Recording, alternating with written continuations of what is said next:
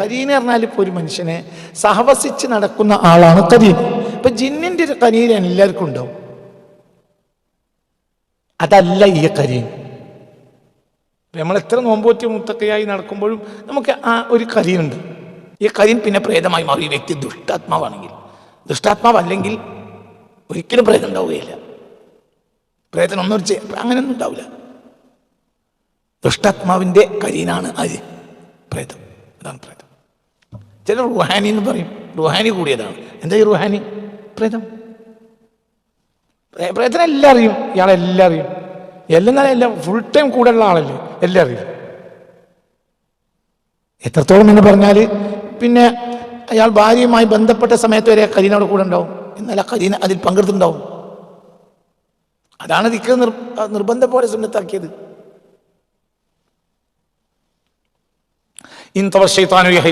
മുസ്തഫ നബി പറഞ്ഞില്ലേ,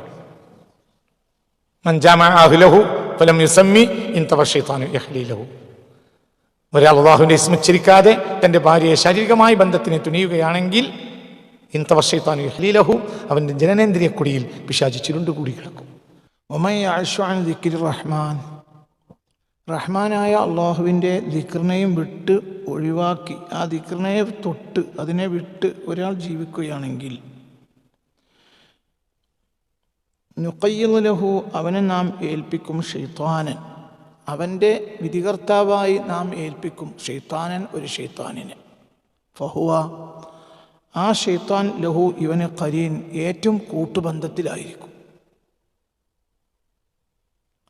വഇന്നഹും, ആ പിശാചുക്കൾ യസുദ്ദൂനഹും, ഇത്തരം ആളുകളെ തട്ടിത്തിരിച്ചു കൊണ്ടിരിക്കും, അനിസ്സബീലി, ശരിയായ വഴിയെത്തൊട്ട്.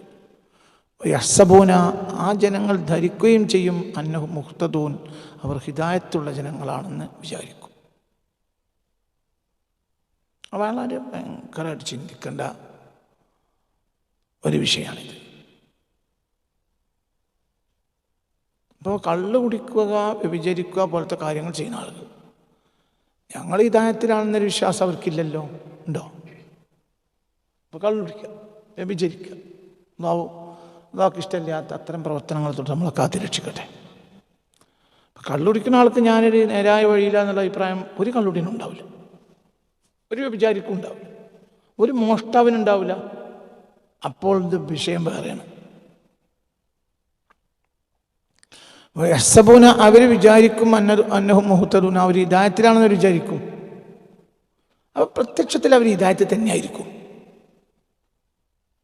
പ്രത്യക്ഷത്തിൽ ഹിദായത്തിലായവർക്ക്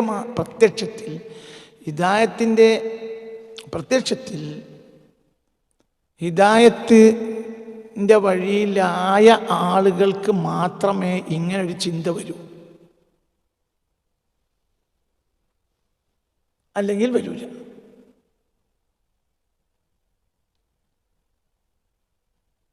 മനസ്സിലാണ്ട് പറഞ്ഞത് ചിന്തിക്കും. പ്രത്യക്ഷത്തിൽ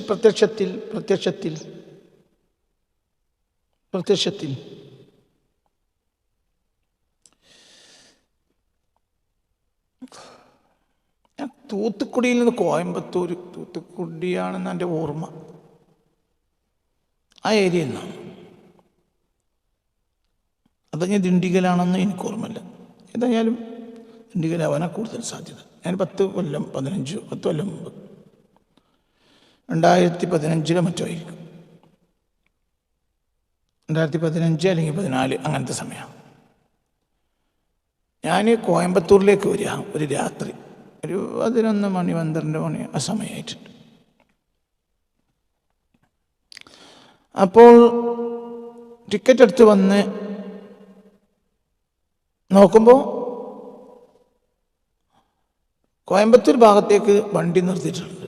അപ്പം ഞാൻ വേഗം ഓടിയിട്ട് സന്തോഷത്തിൽ അതിൽ കയറി. സീറ്റുകൾ ഇഷ്ടംപോലെ കാലിയുണ്ട്, കടന്നിറങ്ങിപ്പോകാം.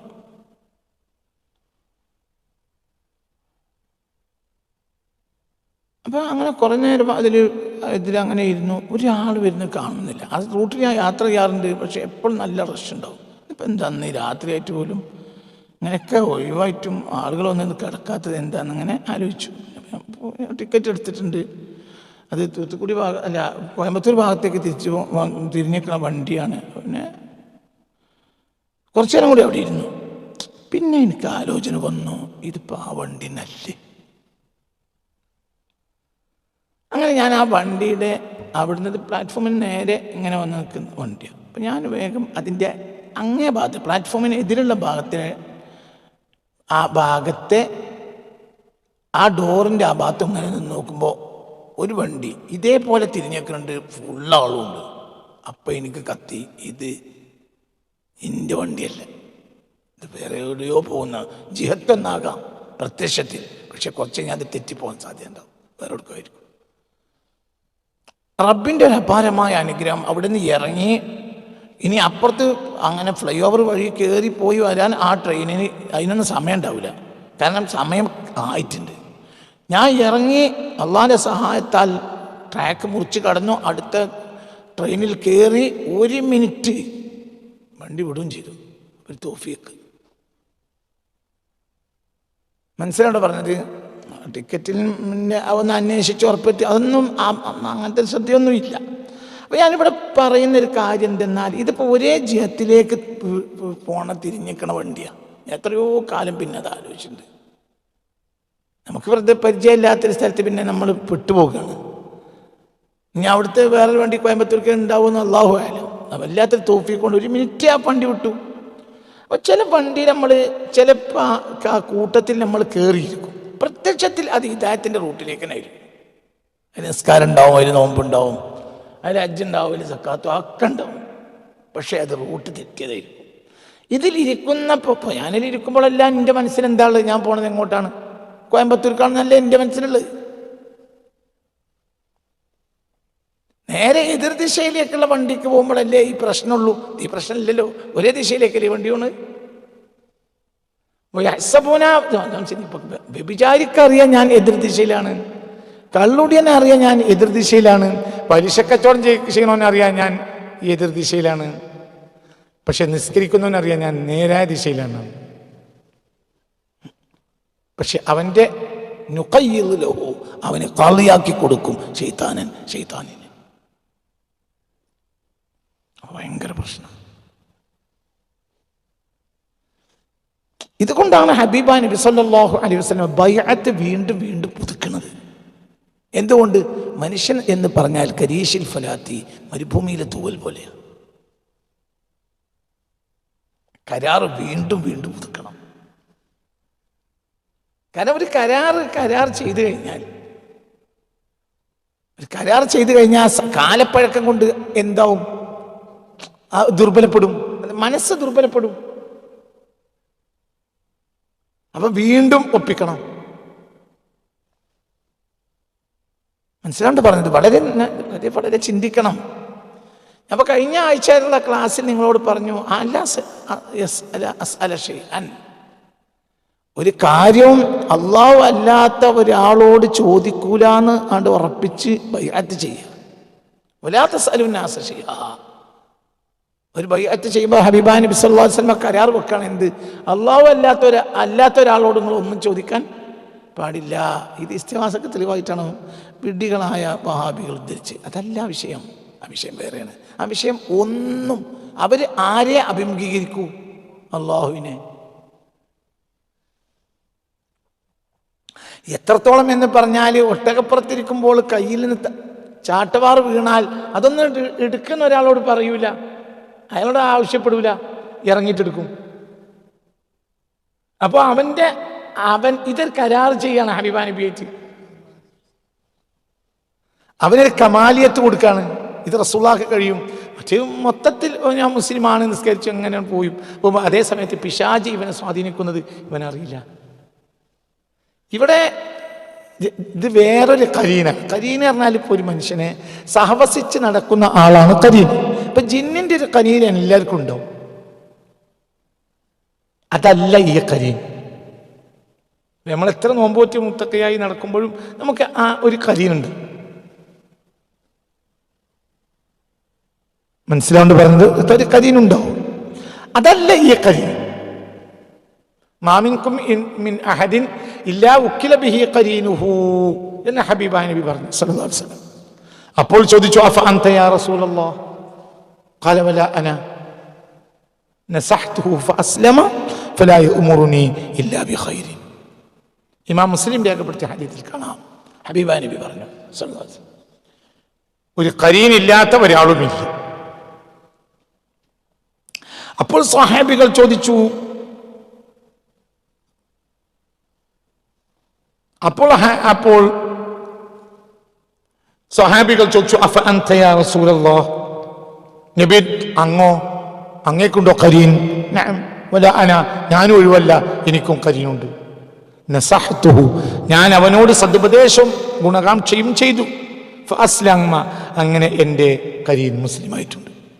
ഫലാ യഅ്മുറുനി ഇല്ലാ ബിഖൈരിൻ, ഇപ്പോൾ അവൻ ഖൈറല്ലാതെ എന്നോടൊന്നും പറയാറില്ല.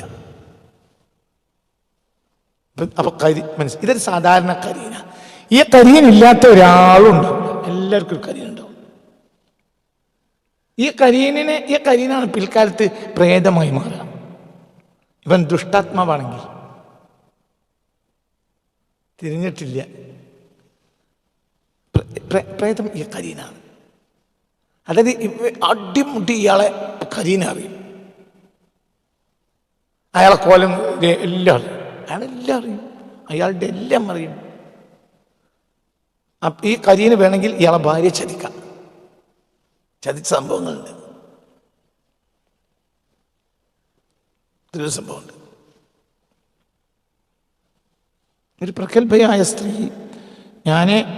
ഞങ്ങളുടെ വെഡ്ഡിങ് ആനിവേഴ്സറിയുടെ ഭർത്താവ് മരിച്ചു. വെഡ്ഡിങ് ആനിവേഴ്സറിയുടെ രാത്രിയിൽ ഞാനും ഭർത്താവും ഉപയോഗിച്ചിരുന്ന കട്ടിലാണ് ആ രാത്രി ഞാൻ കിടക്കുക എന്ന് പറയുന്ന ഒരു സംഭവം ഞാൻ കൊല്ലങ്ങൾക്കും പോയിച്ചിട്ടുണ്ട്. വലിയ ഒരു പ്രഗത്ഭയായ സ്ത്രീയാണ്, ഒരു മരിച്ചിട്ടില്ല എന്നാണ് എൻ്റെ വിശ്വാസം. ഒരു പ്രഗത്ഭയായ സ്ത്രീ. അപ്പം എൻ്റെ ഭർത്താവും ഞാനും തമ്മിൽ, ഞാനും എൻ്റെ ഭർത്താവും കിടക്കുന്ന ആ കട്ടിലാണ് ആ രാത്രി ഞാൻ കിടക്കുക, ആ മുറിയിലും. ഞങ്ങളുടെ വെഡ്ഡിങ് ആനിവേഴ്സറി ആ രാത്രിയിൽ കിടക്കുക. ആ രാത്രി അദ്ദേഹം എൻ്റെ അടുത്ത് വരികയും എന്നെ സന്തോഷിപ്പിച്ചു പോവുകയും ചെയ്യും എന്ന് ആ സ്ത്രീ പറയുന്നുണ്ട്. ഇതാരാ? ഇത് ഖരീന. ഖരീന എല്ലാം അറിയും. അയാളുടെ ഭാര്യയെ അയാളെ എങ്ങനെ ടച്ച് ചെയ്യുമെന്നറിയും. അപ്പോൾ എനിക്ക് പേക്കൂല, അയാൾ മരിച്ചുപോയി, ഇയാൾ വരില്ല, കഴിഞ്ഞു. പക്ഷെ അയാൾക്ക് ഒരു ആപരനുണ്ട്, അയാളാണ് ആര്? ഖരീൻ. വലിയ വിഷയം ചേർത്ത് നല്ല ഭയങ്കര വേറെ ഒരുപാട് അനുഭവങ്ങൾ ഇപ്പോൾ പറഞ്ഞതും എൻ്റെ കയ്യിൽ. ഞാനത് ഇവിടെ ഈ ക്ലാസ് അതല്ലല്ലോ എന്നതുകൊണ്ടാണ് പറയാത്തത്. പിന്നെ അങ്ങനെ ആളുകൾ കൂടും, സത്യസന്ധരായ ആളുകൾ പറഞ്ഞ സംഭവങ്ങൾ എനിക്കറിയാം. അപ്പം ഇതല്ല, ഇങ്ങനത്തെ ഒരു ഖരീൻ എല്ലാവർക്കും ഉണ്ടാവും. ഈ ഖരീൻ പിന്നെ പ്രേതമായി മാറും. ഈ വ്യക്തി ദുഷ്ടാത്മാവാണെങ്കിൽ. ദുഷ്ടാത്മാവല്ലെങ്കിൽ ഒരിക്കലും പ്രേതം ഉണ്ടാവുകയില്ല. പ്രേതനൊന്നും അങ്ങനെയൊന്നും ഉണ്ടാവില്ല. ദുഷ്ടാത്മാവിൻ്റെ ഖരീനാണ് ആര്? പ്രേതം. അതാണ് പ്രേതം. ചില റുഹാനി എന്ന് പറയും, റുഹാനി കൂടിയതാണ്. എന്താ ഈ റുഹാനി? പ്രേതം. പ്രേതനെല്ലാം അറിയും, ഇയാളെല്ലാം അറിയും. എല്ലാം ഫുൾ ടൈം കൂടെ ഉള്ള ആളല്ലേ, എല്ലാം അറിയും. എത്രത്തോളം എന്ന് പറഞ്ഞാൽ പിന്നെ അയാൾ ഭാര്യയുമായി ബന്ധപ്പെട്ട സമയത്ത് വരെ ഖരീനോട് കൂടെ ഉണ്ടാവും. എന്നാൽ ആ ഖരീൻ അതിൽ പങ്കെടുത്തിട്ടുണ്ടാവും. അതാണ് ദിക്ർ നിർബന്ധം പോലെ സുന്നത്താക്കിയത്. ഇൻതവ ശൈത്താനു യഹ്ലി ലഹു എന്ന് മുസ്തഫ നബി പറഞ്ഞില്ലേ, മൻ ജമഅ അഹ്ലഹു ഫലം യുസമ്മി ഇൻതവ ശൈത്താനു യഹ്ലി ലഹു. ഒരാൾ അല്ലാഹുവിന്റെ ഇസ്മ ഉച്ചരിക്കാതെ തൻ്റെ ഭാര്യയെ ശാരീരികമായ ബന്ധത്തിന് തുനിയുകയാണെങ്കിൽ ഇൻതവ ശൈത്താനു യഹ്ലി ലഹു, അവൻ്റെ ജനനേന്ദ്രിയ കുടിയിൽ പിശാച് ചുരുണ്ടുകൂടി കിടക്കും. ഫയുജാമിഉ മഅഹു അഹ്ലഹു, എന്നിട്ട് അവൻ്റെ ഭാര്യയെ ആ പിശാചും അവനോടുകൂടെ ശാരീരികമായി ബന്ധപ്പെടും. അല്ലാഹു തആല കാത്തുരക്ഷിക്കട്ടെ. ഇത് വേറെ, അത് വേറെ, ഇത് വേറെ. ഇത് വമൻ യഅ്ശു അൻ ദിക്രി റഹ്മാൻ, റഹ്മാനായ റബ്ബിൻ്റെ ആ ചിന്തയെ തൊട്ട് വിട്ട് ഒരാൾ ജീവിച്ചാൽ, ഒമൻ ഒരാൾ യഅ്ശു അയാൾ ജീവിച്ചു എന്നിരിക്കട്ടെ, അൻ ദിക്രി റഹ്മാൻ, റഹ്മാനായ റബ്ബിൻ്റെ ദിക്റിനെയും വിട്ട് അയാൾ ജീവിച്ചു എന്നിരിക്കട്ടെ.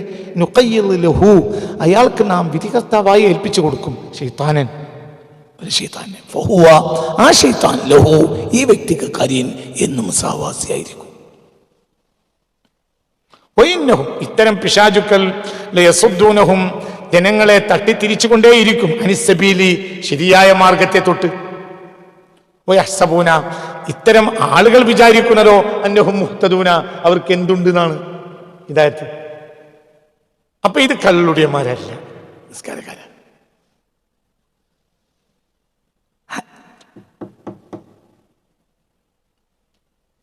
നിസ്കാരക്കാര ഹിദായത്തിന്റെ ദിശയാണ്. ഞാൻ പ്ലാറ്റ്ഫോമിലേക്ക് വരുമ്പോൾ ഈ വണ്ടി നേരെ മദ്രാസ് ഭാഗത്തേക്കാണ് തിരിച്ച് വിട്ടിരുന്നെങ്കിൽ ഞാനതിൽ കയറൂലല്ലോ. എന്തുകൊണ്ട്? അത് എതിർ ദിശയല്ല.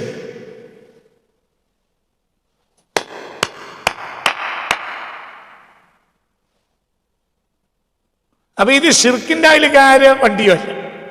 എന്നോട് ഷിർക്കിന്റെ അയലുകാര വണ്ടിയാണെങ്കിൽ നമുക്കറിയാലോ, ഒരു മുശ്രിക്കുകളാണ് നമ്മൾ ആ വണ്ടിക്കാരനാണ്. അപ്പൊ ഈ വണ്ടി തിരിച്ചു വിട്ടത് കൊടുക്കുക തന്നെയാണ്, ഹിദായത്തിന് വഴിക്ക്. പക്ഷേ വഴി പേശുണ്ട്. എനിക്ക് തിരിഞ്ഞിട്ടില്ല, ഞാൻ ഒന്നുകൂടി പറഞ്ഞില്ല. ഒരാൾ ധരിക്കണമെങ്കിൽ, അങ്ങനെ ധരിക്കണമെങ്കിൽ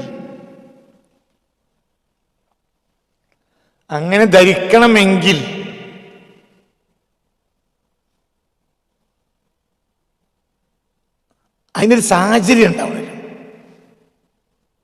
സാഹചര്യം ഇല്ലാതെ എങ്ങനെ ധരിക്കുക?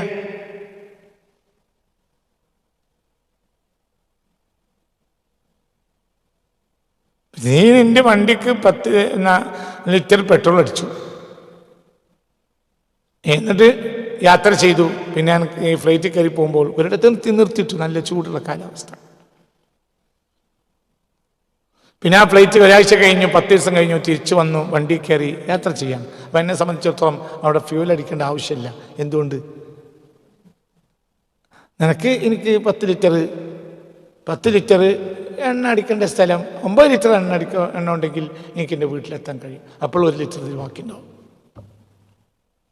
കാരണം ഞാനിപ്പോൾ ഫ്ലൈറ്റിൽ കയറാൻ പോകുന്നതിന് മുമ്പ് ആ പമ്പിൽ നിന്ന് ഏതായാലും 10 ലിറ്റർ ഇതിൽ എണ്ണ അടിച്ചിട്ടുണ്ട്. ആ വിചാരത്തിലാണ് തിരിച്ചു വരുന്നത്. വണ്ടി കയറി 3/4 ഭാഗത്തെപ്പോഴത്തേനും വണ്ടി ഓഫായി. എന്തേ സംഭവിച്ചു? ഇതെന്താ വിചാരിക്കുമല്ലോ. എന്തുകൊണ്ട്?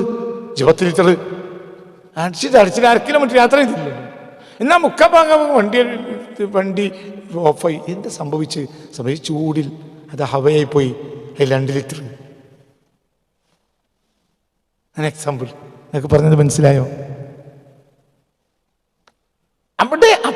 അവിടെ പോയിക്കൊള്ളൂ, അല്ലെങ്കിൽ പോയിക്കൂല. നിസ്കാരത്തിന് വണ്ടി കയറി വരുമ്പോ തന്നെ വണ്ടി പെട്രോളിന്റെ മീറ്റർ തുള്ളി കളിച്ചുകൊണ്ടിരിക്കുകയാണെങ്കിൽ പിന്നെ ഈ വണ്ടി ഫ്ലൈറ്റിൽ നിന്ന് ഇറങ്ങി ആദ്യം നോക്കുക എവിടെയാണ് പെട്രോൾ പമ്പ് വീണ. ഇതെനിക്ക് നോക്കേണ്ട ആവശ്യമില്ല. കാരണം ഈ 10 ലിറ്റർ പെട്രോൾ അടിച്ചതാണ്. ഇവിടെ 2 ലിറ്റർ ഹവയായി പോയി. അതൊന്നും എൻ്റെ മനസ്സിലും ചിന്തയിലും ഇല്ല. അവിടെ നമുക്ക് പേക്കാം. നീ മരുഭൂമിയിൽ തിരിച്ചു നിൽക്കും. എന്തുകൊണ്ട്? ഇനി പരിസരത്ത് പെട്രോൾ പമ്പും ഇല്ല, ഇവിടെ വണ്ടി കാണാനുമില്ല. ഇനി ആ വണ്ടി ഇട്ടിട്ട് വേറെ മരുഭൂമിയിൽ വഴി അന്വേഷിച്ച് വീട്ടിൽ പോയിട്ട് വേറെ ഏട്ടന്മാരെ 5മാരെ കൂടി ഒന്ന് വണ്ടി എടുത്ത് കൊണ്ടുവന്നിരും. അങ്ങനെ വലിയ പിഴ വന്നു. എന്താ സംഭവിച്ചത്? നിന്റെ ചിന്ത പോലെ ആയില്ല, ചതി സംഭവിച്ചു. ഈ നിസ്കാരക്കാരെ വണ്ടി കയറിയപ്പോൾ ഈ സ്വർഗത്തിലെത്തുന്നു വിചാരിച്ചു. പക്ഷെ ഇതെത്തിയില്ല. നിസ്കാരത്തിന്റെ പ്ലാറ്റ്ഫോമിലാണ് വണ്ടി ഇട്ടിരുന്നത്. സ്വർഗത്തിന്റെ ഭാഗത്തേക്ക് തിരിച്ചിട്ടില്ല. പക്ഷെ സ്വർഗത്തിന്റെ അവിടുന്ന് ലേശം പോയിട്ട് പിന്നെ നരകത്തിന്റെ ഭാഗത്തേക്ക് തിരിഞ്ഞു പോകണം. ഇവർ നമ്മൾ അറിഞ്ഞില്ല. അവർക്ക് അക്കാനും തമ്മാടിത്തരത്തിനൊന്നും പോകണമില്ല. കാരണം പോണുണ്ടെങ്കിൽ അന്നഹും മുഹ്തദൂന, അവർ ഹിദായത്തിലാണ് എന്നവർ ധരിക്കുന്നു എന്ന് പറയാൻ പറ്റൂല. അപ്പൊ ഇവിടെ 2 പ്രശ്നമുണ്ട്. ഒന്ന് മനസ്സിലായോ? ഇവിടെയുള്ള പ്രശ്നം എന്താണെന്നാൽ ദിക്റുർ റഹ്മാനിന്റെ സംഘത്തിൽ ചേരുക എന്നത് ഒരു നിർബന്ധ കാര്യമാണ്. ദിക്റുർ റഹ്മാന്റെ സംഘത്തിൽ ചേരണം.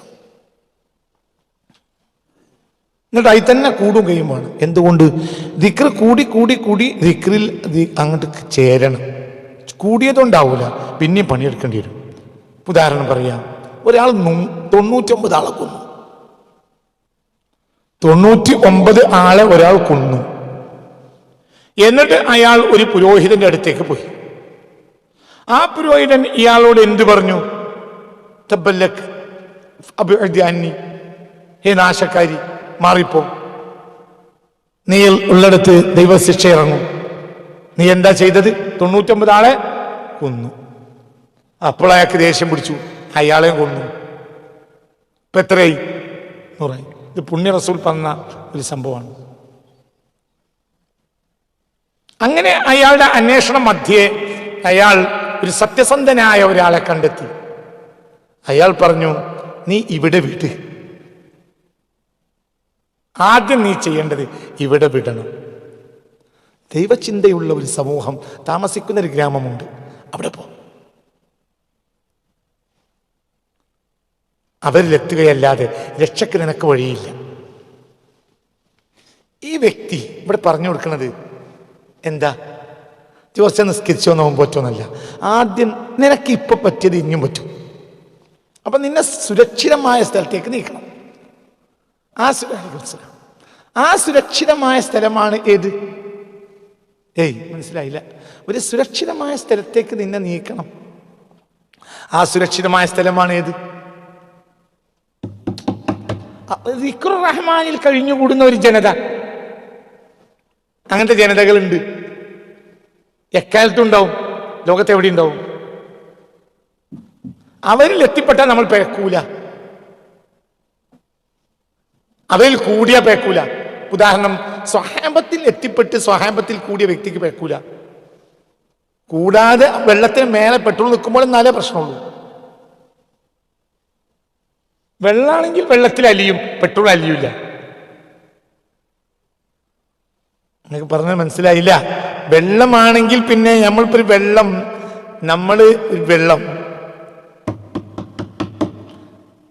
വെള്ളത്തിലേക്ക് ഒഴിക്കുകയാണെങ്കിൽ 1 മിനിറ്റ് കഴിഞ്ഞിട്ട് ആ വെള്ളം എടുക്കണം പറഞ്ഞാൽ കിട്ടൂല. കാരണം വെള്ളത്തിൽ അത് അന്വയി. അതേസമയത്ത് പെട്രോൾ അങ്ങനെയില്ല. പെട്രോൾ ഒഴിച്ചിട്ടുണ്ടെങ്കിൽ നിനക്ക് എന്ത് ചെയ്യാം? എടുക്കാം. കാരണം പെട്രോൾ ഒരിക്കലും വെള്ളത്തിൽ ചേരൂല. സ്വഹാബത്തിന്റെ കൂട്ടത്തിൽ ഒരാൾ കൂടണം, സ്വഹാബത്തിൽ അയാൾ അലിയണം. അപ്പോൾ പിന്നെ അയാളുടെ പേരും പിന്നെ എന്തായി? അയാളുടെ പേരെന്തായി? സ്വഹാബിയായി. പിന്നെ പേക്കൂല.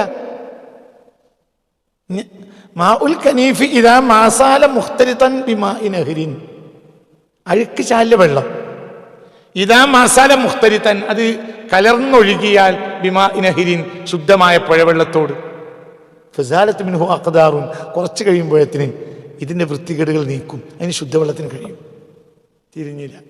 അതായത് ഒരു ഓടയിലെ വെള്ളം വന്നിട്ട് പുഴവെള്ളത്തിൽ ചേർന്നു. അവിടെ ചെറിയൊരു കളർ വ്യത്യാസം ഉണ്ടാവും അവിടെ. അതായത് അത് ചിലപ്പോൾ കുറച്ച് നമ്മൾ സൂക്ഷ്മമായി നോക്കുകയാണെങ്കിൽ ഒരു 10 മീറ്റർ ഉണ്ടാവും. ഒന്നുകൂടി സൂക്ഷ്മമായി നോക്കിയാൽ ഒരു 15 മീറ്റർ, ഒരു 20-25 മീറ്റർ ഇതിൻ്റെ സൂക്ഷ്മതയിൽ ചെറിയ കലർപ്പ്. പിന്നെ ആ 25 മീറ്റർ കഴിഞ്ഞാൽ പിന്നെ ആ കലർപ്പും കാണൂല. എന്താ സംഭവിച്ചത്? ഇതിൽ കാണുന്ന വൃത്തികേടുകളെ, പൊടികളെ, ഈ ഡസ്റ്റുകളെ മുഴുവനും ഈ ശുദ്ധവെള്ളം താഴെ കിട്ടു. നേരെ എന്തിൽ വീണു? അത് മണ്ണിൽ വീണു. മനസ്സിലായി പറഞ്ഞത്? ആ ശുദ്ധവെള്ളം അതിനെ വെള്ളത്തിലിട്ടു, മണ്ണിലിട്ടു, മറ്റേ ആളെ തങ്ങളിലേക്ക് ചേർക്കും ചെയ്തു.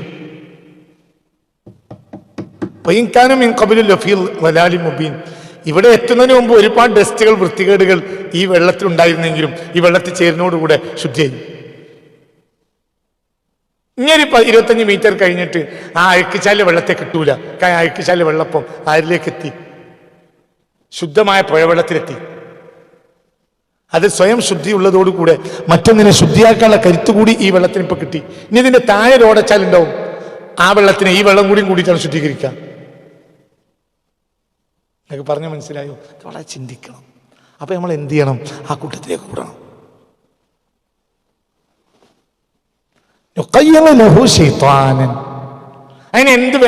അതിനെന്ത് വേണം? ആ സംഘത്തിൽ ചേരണം.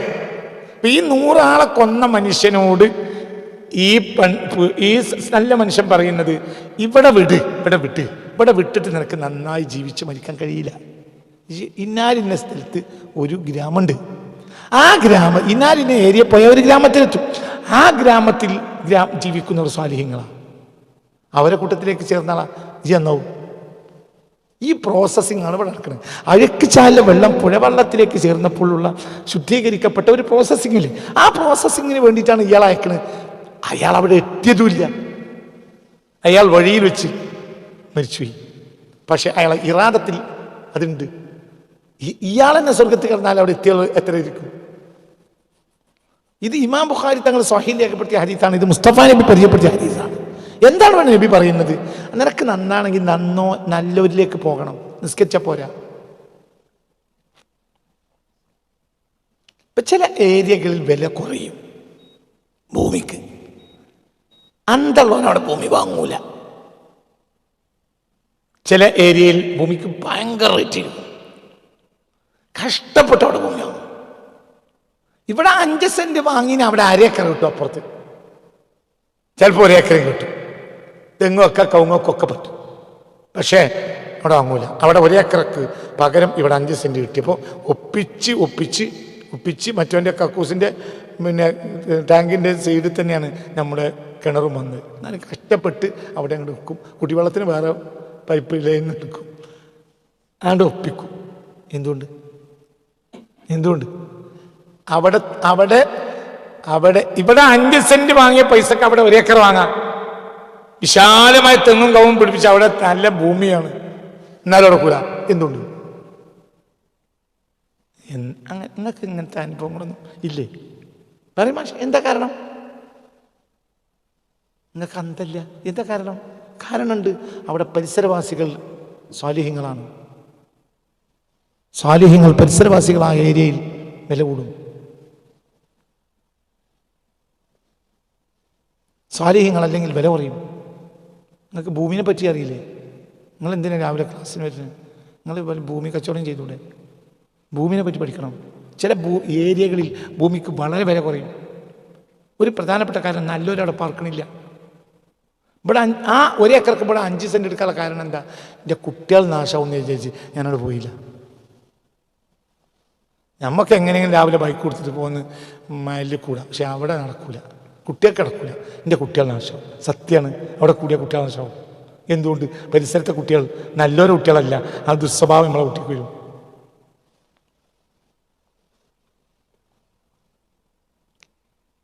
നിങ്ങൾക്ക് പറഞ്ഞത് മനസ്സിലായോ? ചിന്തിക്ക്. ഇതൊക്കെ ജീവിതത്തിൽ പഠിക്കേണ്ട പാഠങ്ങളാണ്. അപ്പൊ ഭൂമി വില കുറച്ച് കിട്ടുന്ന രീതിയാണ് വാങ്ങിയിട്ട് വീട് വെക്കണ്ട. ആദ്യം അന്വേഷിക്കണം. എന്ത് ഒരു ഭൂമി വാങ്ങുകയാണെങ്കിൽ ആദ്യം എന്താ അന്വേഷിക്കാം? വെള്ളം ഉണ്ടോയെന്ന് അന്വേഷിക്കും. വെള്ളം 2 ആദ്യമാണ്. 1 ഫിസിക്കലി വാട്ടറും, 2 സ്പിരിച്വലി വാട്ടറും. ഫിസിക്കലി വാട്ടർ കിണർന്ന് കിട്ടും. സ്പിരിച്വലി വാട്ടർ ഹൃദയത്തിൽ നിന്ന് കിട്ടും. അവ 2 നോക്കണം. ഒരു സ്ഥലത്ത് വെള്ളമില്ലേ, നിങ്ങളവിടെ വീട് വെക്കൂല. കാരണം ശരീരത്തിനെ ശുദ്ധീകരിക്കണമെങ്കിൽ എന്ത് വേണം? വെള്ളം വേണം. ഹൃദയത്തിനെ ശുദ്ധീകരിക്കുന്ന സ്വാലിഹ്യങ്ങളും വേണം.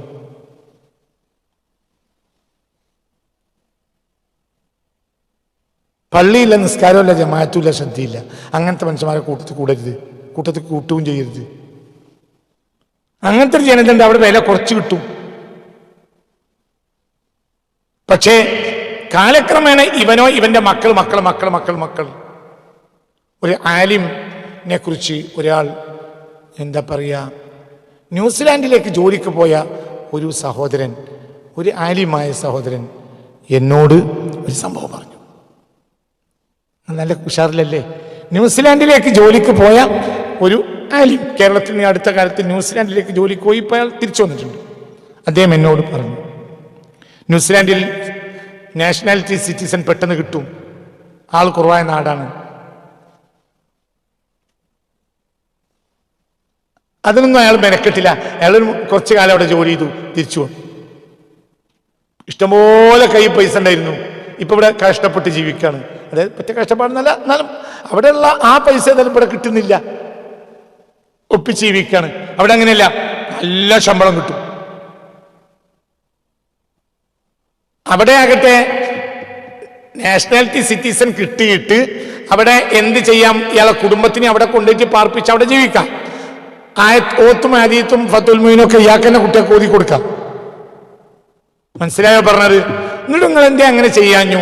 അപ്പോൾ അയാൾ എന്നോട് പറഞ്ഞു, എനിക്ക് മുമ്പ്, കൊല്ലങ്ങൾക്ക് മുമ്പ് ഇതേ നാട്ടിൽ ബിരുദം വാങ്ങിയ ഒരു ആലിം ജോലിക്ക് വന്നിട്ടുണ്ടായിരുന്നു.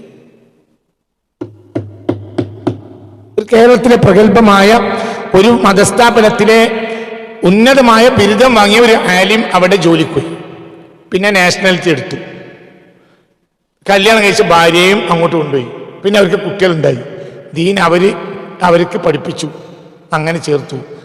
കുറെ കാലം കഴിഞ്ഞപ്പോൾ ഈ പണ്ഡിതന്റെ ഭാര്യയും മരിച്ചു. ഇപ്പോൾ പേരക്കുട്ടികൾ മോഡേണിസ്റ്റുകളാണ്, മക്കൾ കള്ളുടിയന്മാരുമാണ്. മക്കൾ കള്ളുടിക്കും, പേരക്കുട്ടികൾ ലിബറലിസ്റ്റുകൾ, മോഡേണിസ്റ്റുകൾ. അവർക്ക് ദീനേ ഇല്ല. ഇവരാരെ മക്കളാ? പേരക്കുട്ടി ആരെ മക്കളാ? സാലിയ ആലിമിന്റെ മക്കളാ. എന്ത് സംഭവിച്ചത്? അതായത് നിന്റെ കൂട്ടം നന്നായിട്ടില്ലെങ്കിൽ നിനക്ക് നന്നാകാൻ സാധ്യമല്ല. നീ നന്നാകൽ എന്ത് ചെയ്യാത്ത നന്നാകല്ല. നമ്മളിപ്പോ ഈ ആവറേജ് നിസ്കാരങ്ങൾ കാണുമ്പോൾ നന്നായി എന്ന് ചോദിക്കും. അതേ സമയത്ത് അത് തെറ്റിപ്പോയി വേണ്ടിയിരിക്കും. നന്നാകൽ പിന്നിൽ നന്നാകലുണ്ട്.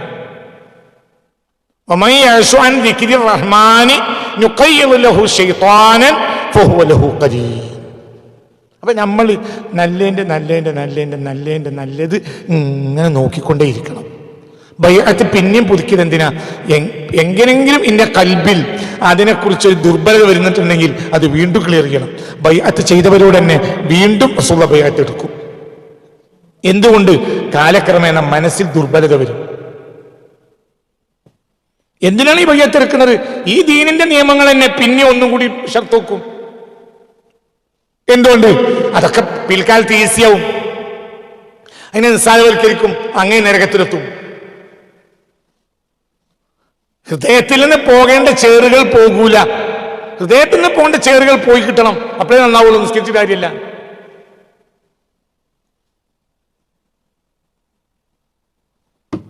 അലക്കുക അതൊരു പണിയാണല്ലോ. അലക്കുക അതൊരു പണിയാണ്. ഒരു വീട്ടിൽ അലക്കുകാരിയുണ്ട്, ഭാര്യയുണ്ട് എങ്കിൽ മനുഷ്യന്മാരുടെയൊക്കെ പോകുന്ന ഭർത്താവ് ഭാര്യയോട് എന്താണ് പറയാ?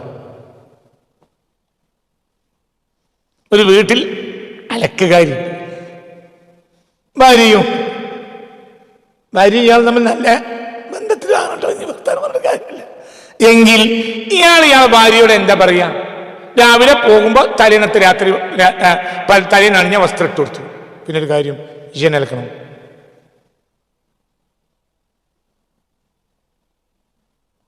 അപ്പോൾ പറഞ്ഞു, എനിക്ക് കയ്യിന് വേദനയാണ്, വയ്യ. ആയിക്കോട്ടെ, എന്നാ ശ്രദ്ധിക്കണം. ഓഹോ, എന്താ ഇവിടെ സംഭവം? ഇവിടെ എന്താ സംഭവം? അലക്കലുകൊണ്ട് അലക്കലാവൂല, അലക്കലുകൊണ്ട് നന്നാവൂല. അലക്കിയോണ്ട് മനുഷ്യന്മാരുടെ ഇടാൻ പറ്റൂല. സ്വർഗവാസികളുടെ അടുത്തേക്ക് നമ്മളെ കുപ്പായിട്ട് പോകാൻ പറ്റൂല. ഇത് അലക്കിയത് മാതിരി കാട്ടിയതാണ്. എന്തല്ല അലക്കിയതല്ല. മറ്റവന്റെ പുരയിന്ന് കല്യാണത്തിന് കൂടിയപ്പോ വീണ കാറിന്റെ പാട് അലക്കി കഴിഞ്ഞ തേച്ചപ്പോ അങ്ങനെ തന്നെ അതിൽ കിടക്കും. തിരിഞ്ഞിട്ടില്ല. കാരണം അലക്കൽ ജാതിയാണ്. എന്ത് കരുതി കൂട്ടിയത് അലക്കൽ മതിയാവില്ല. അലക്കൽ ചാറാവുന്നുണ്ടോ? ചാറിന്റെ മുകളിലുള്ള ആ കറിയുടെ കണ്ടന്റ് ഒക്കെ പോയിട്ടുണ്ട്. പക്ഷെ എന്തുണ്ട്? അടയാളുണ്ട്. മനുഷ്യന്മാരുടെ ഇരിക്കാൻ പറ്റില്ല. മനുഷ്യന്മാരുടെ ഇടയിൽ ഇരിക്കണവർക്ക് ഒരുപാട് നിബന്ധനകളുണ്ട്. അത് വളരെ വൃത്തിയായിരിക്കണം. ഒരു മാന്യന്മാരെ മുന്നിൽ ഇരിക്കുമ്പോൾ അവന് കുത്തിയ പേന, എല്ലാ പേനയും എഴുതുമല്ലോ. എഴുതുന്ന പേനോടൊക്കെ മാന്യന്മാർ കുപ്പായത്ത് കുത്തും. സ്കൂൾ കുട്ടി കുത്തും. ഓനെന്താ ആവശ്യമുള്ളൂ? എഴുതുക. എല്ലാരും കുത്തൂല. എന്തുകൊണ്ട്? ആ പേന അവന്റെ ഇവിടെ കുത്തിയാൽ കുറച്ചിലാണ്. ചില ആളുകൾ പേന കുത്തും, ആ പേന ഒപ്പിടാൻ നോക്കട്ടെ അവൻ കൊടുക്കൂല. എന്തുകൊണ്ട്? എന്തുകൊണ്ട്? മഷില്ല, മഷി തീർന്ന് കണ്ടുമല്ലായി. ഇത് 1 ലക്ഷം ഉറുപ്പ്യൻ്റെ വിലയാണ്. 1 ലക്ഷം ഉറുപ്പ്യൻ്റെ വില.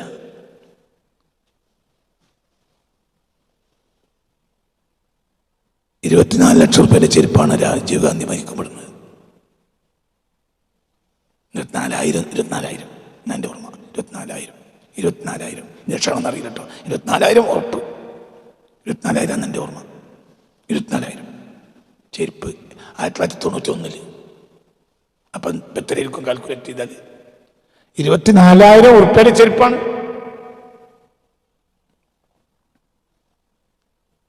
ആ ചെരുപ്പ്, ആ ബ്രാൻഡ് ചെരുപ്പിടുമ്പോൾ എനിക്കൊരു വെയിറ്റ് ഉണ്ടാവും. അങ്ങനെ ഉണ്ട്. എനിക്കൊരാൾ 4 കൊല്ലം മുമ്പ് 4,000 ഉറുപ്പ്യൻ്റെ 5 കൊല്ലം മുമ്പ് 4,000 ഉറുപ്പ്യൻ്റെ 4,000 ഉറുപ്പ്യൻ്റെ ഒരു ചെരുപ്പ് വാങ്ങി തന്നു. കൊണ്ടുവന്ന് വണ്ടി പേക്കാക്കി വെച്ചിട്ട് പറഞ്ഞു 4,000 ഉറുപ്പ്യൻ്റെ വരേണ്ട സാധനം. ഞാനത് പെട്ടി കൊണ്ടുവച്ചിട്ടുണ്ട്. ഇന്ന് വരെ കാൽമുട്ടില്ല, പേടിച്ച്. എൻ്റെ വാപ്പനോട് പറഞ്ഞിട്ടുണ്ട്, ഈ ഭൂമി ഞാൻ 800 ഉറുപ്പ്യക്ക് വാങ്ങിയതാടാണ്. 2 ഏക്കർ ഭൂമി 800 ഉറുപ്പ്യക്ക് വാങ്ങിയതാണ്. അപ്പം ആ ഭൂമി കൂടി 800 ഉറുപ്പ്യക്ക് ബാപ്പ വാങ്ങിയ ഭൂമി കൂടി 4,000 ഉറുപ്പ്യൻ്റെ ചെരുപ്പിട്ട് ഇറങ്ങുന്നല്ലോ. പെണ്ണുങ്ങൾ എന്നോട് ഇടയ്ക്കിടയ്ക്ക് ചോദിക്കും, പിന്നെ എന്തിനാ അത് കുറുക്കൻ ആമട്ടെ മാറി വെച്ചത്? ഞാൻ പറഞ്ഞു, ഇങ്ങനെ ഒരു ചെരുപ്പുണ്ടെന്ന് അറിയാലോ, അത് വളരെ അറിയാം. നമ്മൾ വളരെ ചിന്തിക്കണം. അപ്പൊ നമ്മളെ വസ്ത്രത്തിന് അലക്കും പോലെ കാട്ടിയിട്ട് കാര്യമല്ല. അപ്പൊ അലക്കും പോലെ കാട്ടലാണ് നമ്മളെ മനുഷ്യന്മാരോട് ഇടാൻ പറ്റൂല. അള്ളാന്റെ സ്വർഗത്തിലേക്ക് ഓടി വരുന്ന ആളുകളുടെ കൂട്ടത്തിലേക്ക് നമ്മളെ ഈ നിസ്കാരം കൂടി എല്ലാം പറ്റൂല. ഇത് അലക്കമായി കാട്ടിയതാണ്, നഫ്സിനെ അലക്കിയിട്ടില്ല. അപ്പൊ അലക്കാരെ കൂട്ടത്തിൽ തന്നെ കൂടണം.